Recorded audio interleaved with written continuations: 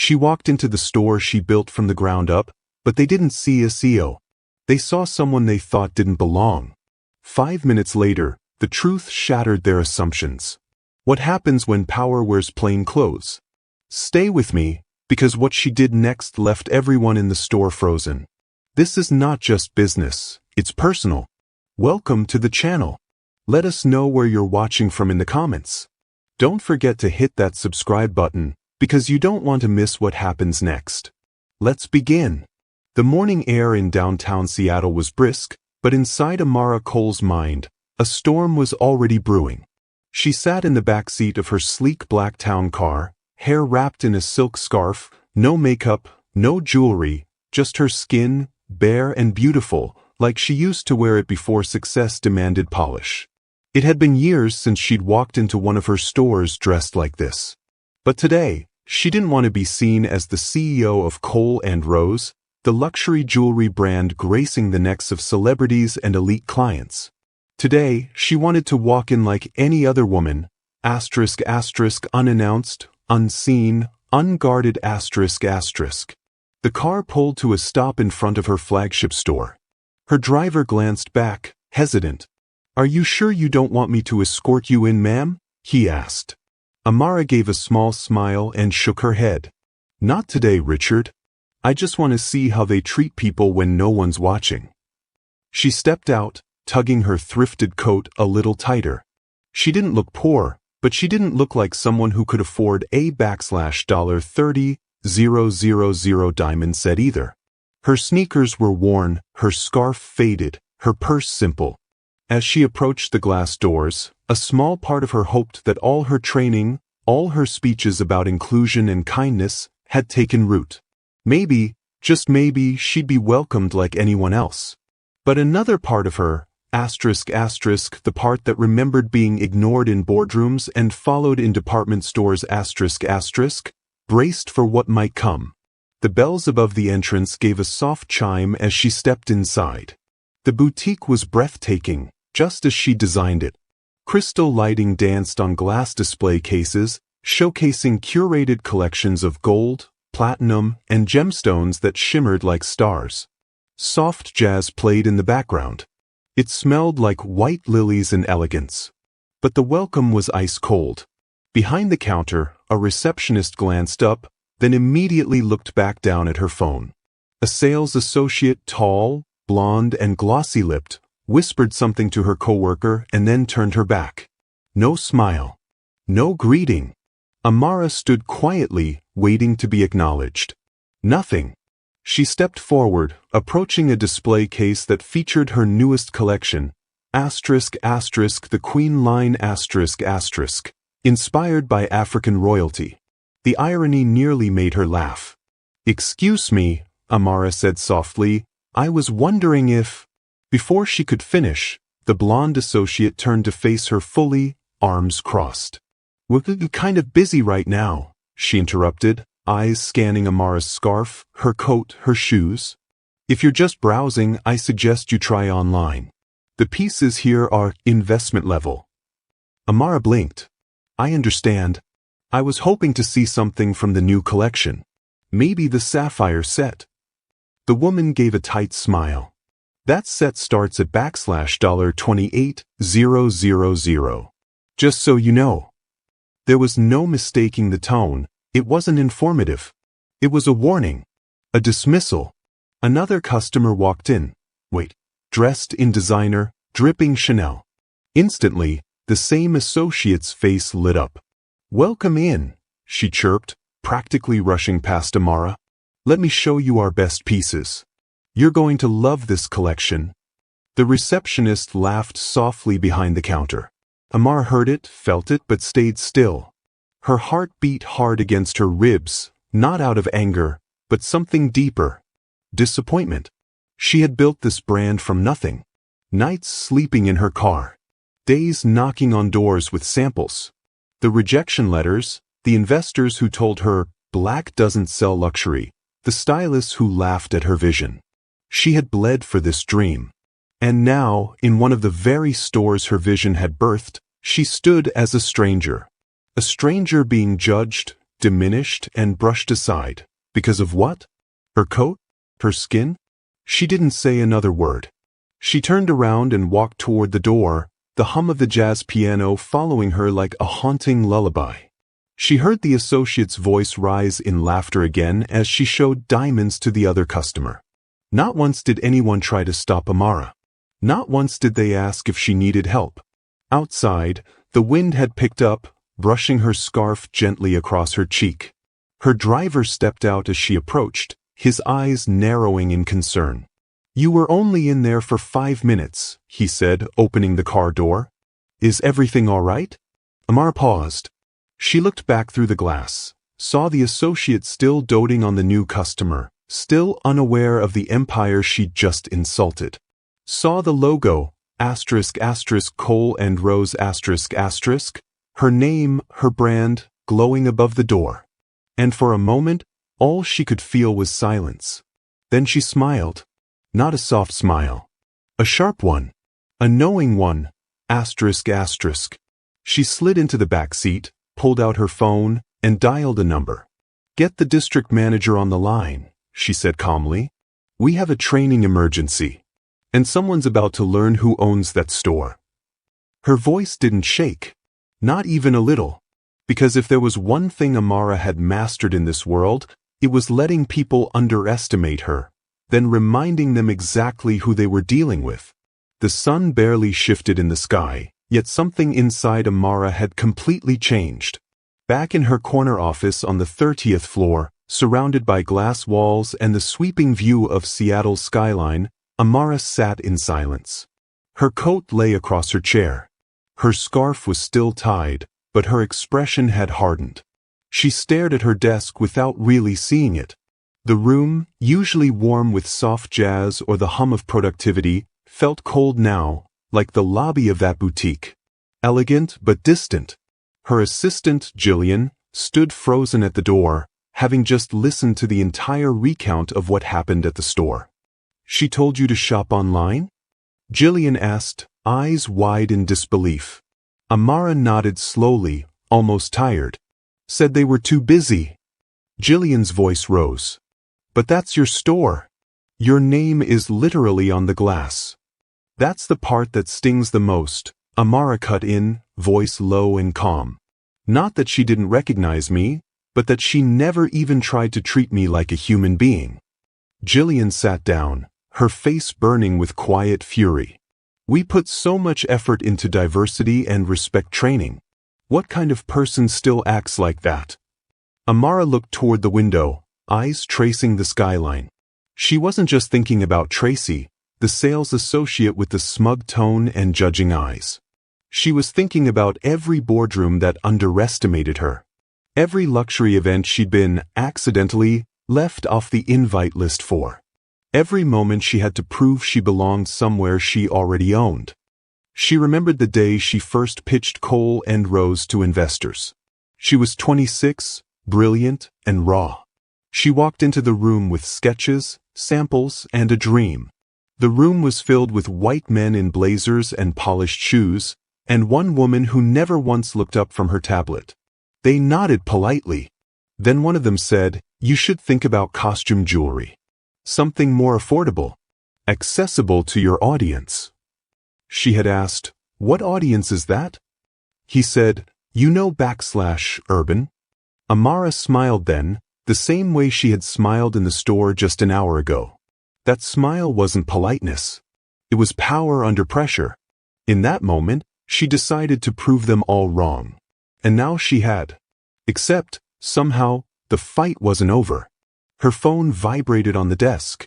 A message from her district manager, Monique. On it. "Heading to the flagship store now. Want me to handle the termination?" Back. "No. I'll be there. In person. Have the staff assemble tomorrow morning before opening. No one's to know who I was this morning." She locked the phone and set it aside. Jillian looked at her with a mixture of admiration and worry. "You sure you want to do this personally?" "I need to," Amara said. "If I let this slide, if I only fire her quietly, then the lesson disappears. But if I walk in there as myself, and let every single person see what judgment cost them, it becomes a turning point. Jillian nodded slowly. You're turning pain into purpose. Amara looked at her and gave a tired smile. It's the only way I've survived this long. Later that night, Amara sat alone in her home office. The room was filled with artifacts of her journey. A framed copy of her first magazine feature. Her mother's faded gold bangle resting on a stand. A candle flickered near a photograph of her as a teenager, holding up a handmade necklace at a church fair. She remembered that necklace. She'd made it from bottle caps and wire. Nobody wanted to buy it, except one woman. An older black lady who looked her straight in the eye and said, "I see your worth, baby. Don't ever let the world tell you different." That moment had lived in Amara's heart like a seed. And now, years later, with a brand that stretched across 5 countries, collaborations with celebrities, and a multi-million-dollar valuation, someone had looked at her and seen nothing again. She inhaled deeply. This wasn't about revenge. It was about dignity. Because tomorrow, she wouldn't be walking in as a silent observer. She would be walking in as the woman who built everything they thought she didn't deserve. The next morning arrived with purpose in every step Amara took. She dressed with intention, nothing too flashy, but unmistakably powerful. A tailored cream suit, her hair braided back into a sleek bun, and a single gold pendant from her first collection resting on her collarbone. As her car approached the boutique once more, she could see the staff already inside, moving nervously, straightening displays and whispering among themselves. The email had gone out. Emergency team meeting with executive leadership. The store manager, David, greeted her outside with a tight smile. "Everything's ready, Miss Cole." Amara nodded, calm but unreadable. "Let's begin." Inside, the same store that had once made her feel invisible now fell completely silent. She stepped in, heels clicking softly against marble tiles, and all eyes turned. Tracy was among them, standing near the counter, unsure whether to smile or retreat. She didn't recognize Amara yet, but that would change soon. Amara looked around slowly. She saw the shimmer of diamonds, the polished glass, the soft glow of success. Then her eyes rested on the staff. She cleared her throat. "Before we begin," she said, her voice smooth but commanding, "I want to tell you all a little story about a woman who walked into this store yesterday." The moment Amara finished her first sentence, the store went still. Every employee stared at her, unsure whether to laugh politely or brace themselves for what was coming.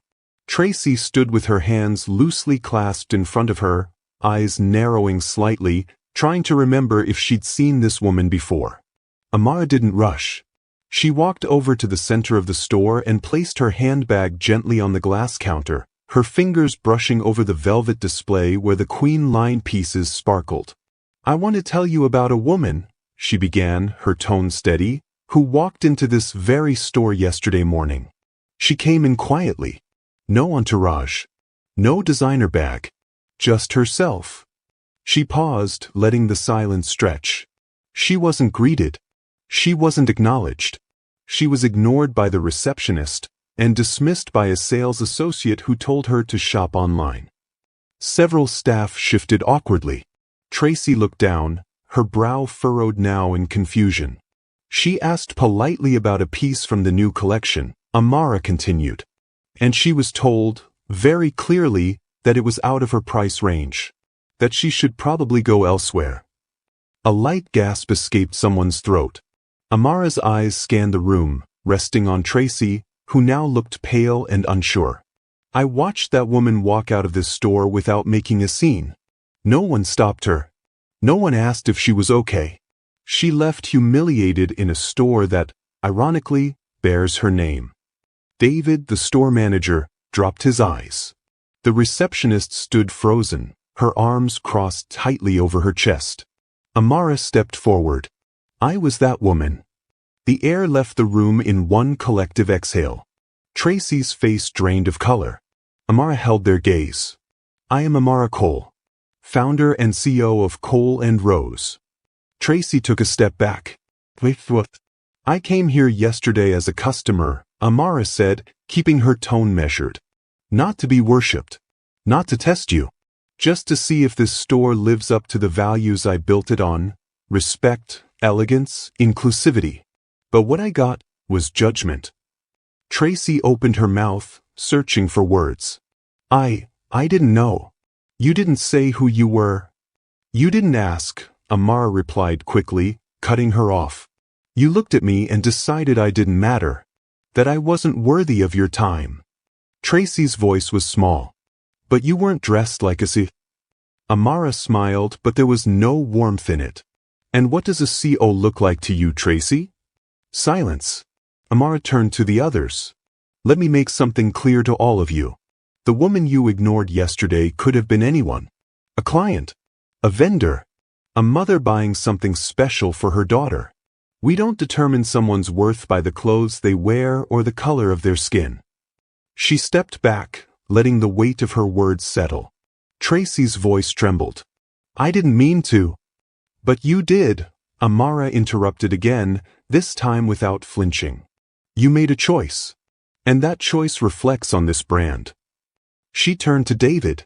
Effective immediately, I want Tracy removed from this store. Her contract is terminated. David nodded slowly, then signaled another staff member. Tracy stood there, stunned, eyes darting from one face to another, her voice cracking. Please. I just thought you were, she trailed off. Exactly, Amara said firmly. You thought. And your assumptions cost you your job. 2 security personnel, already discreetly summoned, approached her. Tracy gave one last desperate look toward Amara, but Amara had already turned her back. It wasn't cruelty. It was accountability. Once Tracy was escorted out, Amara looked around the store again. Her voice softened slightly, but her authority never wavered. This store was built to be more than a jewelry brand. It was born from struggle. From a place where I was told I didn't belong in luxury. That black women weren't the face of elegance. That we weren't aspirational. I fought through every stereotype to put my pieces in stores like this one. She paused, watching them listen now, really listen. I built this space so people like me, like you, could walk in and feel like royalty. Not to be judged. Not to be dismissed. Every person who walks through those doors deserves respect, regardless of what they wear, how they speak, or where they come from. Amara glanced at the Queen Line collection again. The gold and sapphire necklace sat beneath the glass, still untouched. Still perfect. This, she said, pointing to the set, isn't about diamonds. It's about identity. Legacy. And if you can't see the soul behind the sparkle, then you don't belong here. She turned to David. You will oversee new sensitivity and equity training for this entire team, effective this week. And I want a customer experience audit every month going forward. David nodded, embarrassed but grateful. Absolutely, Ms. Cole. The rest of the staff remained silent, some looking remorseful, others inspired, but none unchanged. Amara gathered her purse and prepared to leave, but paused at the entrance. Oh, she said, turning back with a faint smile, and from now on remember, treat every customer like they own the place. Because one day they just might. With that, she walked out, head high, coat flowing behind her, not in anger, but in quiet triumph. Outside, the sun had fully risen, casting golden rays over the sidewalk. It caught her pendant as she stepped into her car, sending a shimmer of light back toward the store. Inside, no one moved. The sky outside her office had turned lavender by the time Amara returned. The city shimmered beneath her as lights blinked on in the tall buildings, but her gaze was fixed inward. She had done what she needed to do. She had reclaimed her space. Still, a strange weight lingered in her chest. Not sadness, not anger, but the ache that comes with being constantly tested in a world that keeps asking you to prove your worth over and over again. Jillian greeted her with a knowing look. You did it. Amara nodded as she hung up her coat. It's done. Jillian tilted her head. And how do you feel? There was a pause. Tired, Amara said truthfully. Not from the confrontation, from the fact that it still has to happen at all. Jillian gave a quiet nod, not pressing further. They both understood. There were some things words couldn't untangle. Some battles you won, but wished you never had to fight in the first place. Later that week, Amara stood once again in the flagship store, but this time not as a silent observer or a storm to be reckoned with. She stood there as a guide, a mentor, and a mirror. The staff had gathered, those who remained. New faces had joined too. Fresh eyes, eager to learn. They watched her not with fear, but with respect. She walked among them, speaking softly but firmly. This store isn't just about luxury, she said. It's about experience. About belonging. It's about the power to make someone feel seen or invisible with just one glance. She picked up a ring from the display. Do you know what this is to most people? Status. Well, a goal. She looked up, meeting each of their eyes. But to the woman who saved for months to buy it as a gift to herself after surviving a divorce? It's freedom. She paused, placing the ring back down. To the man buying an engagement ring with 3 jobs under his belt? It's a future. She folded her arms gently. We don't sell jewelry. We sell meaning. Moments. And if we start deciding who deserves that, we've already failed. One young associate raised her hand slowly. Miss Cole, do you ever feel like people just don't see you for who you really are? Amara smiled gently, her eyes soft. Every day, she replied. But the beauty is, I don't need them to. I see me. And that's enough. That evening, something beautiful happened. A mother and daughter walked into the boutique, black, radiant, and glowing in joy. The little girl, no older than 9, wore beads in her hair and sparkles on her cheeks. She stopped at the glass case and gasped at a delicate charm bracelet shaped like stars and moons. Amara knelt beside her. You like that one? She asked with a smile. The girl nodded, eyes wide. It's so pretty, but I think it costs too much. Amara glanced at the mother, who gave a sheepish smile. We're just looking today, she said softly. Maybe one day. Amara turned back to the little girl. What's your name? Zahara, the girl beamed. Well, Zahara, I think this bracelet was waiting just for you. She unlatched the case, picked up the bracelet, and gently slipped it onto the girl's wrist. Zahara gasped. For me? Amara nodded. Wear it like a crown on your wrist. Because you're royalty, whether the world sees it or not. The mother's eyes brimmed with tears. Thank you. I don't even know what to say. You don't have to say anything, Amara whispered. You belong here. Back in her office that night, Amara sat alone once more. But she wasn't drained this time. She was full. Full of the quiet power that came not from firing someone, but from teaching others to rise. From reclaiming her story without rage. From turning a moment of humiliation into a lesson that echoed far beyond her own name. She looked at the framed photo of her teenage self again, braces, braids, a hopeful smile, and whispered to her younger self, we made it. And we're not done. The world hadn't changed overnight. Prejudice still lingered, waiting to take new forms. But now, there were people like Amara in rooms that used to be closed. And because of her, there would be more. If this story moved you, don't forget to subscribe to our channel for more powerful journeys that inspire, challenge, and uplift. Hit the notification bell so you never miss a moment of hope and strength. Join our community. Your support means everything.